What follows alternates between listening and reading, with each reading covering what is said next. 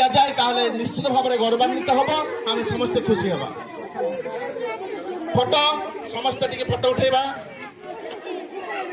দেবস্মিতা বারিক, wow কি পিলা, যে কি শিশু বাটিকার পিলাটি, সে সেই নৃত্য প্রতিযোগিতায় প্রথম স্থান অধিকার করছেন এবং সবুঠু বড় ঘোষণাটি তাঙ্কর এই নৃত্যরে অতি কৃতকৃত্য হয়ে আমার অতি প্রিয় দিদি রঙ্গ দিদি তাঁকু 100 টঙ্কা পুরস্কার পুরস্কৃত করছেন। তো সমস্ত তাড়ি যাও। তাঙ্কর বড়মাকে মু অনুরোধ করিবি সে উপরকু মঞ্চ উপরকু আসবে এবং এই মুহূর্তটাকে সে উপভোগ করিবে।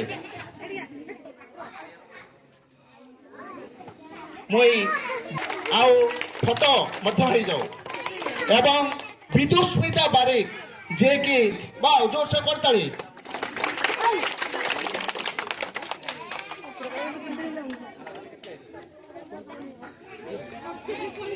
ফটো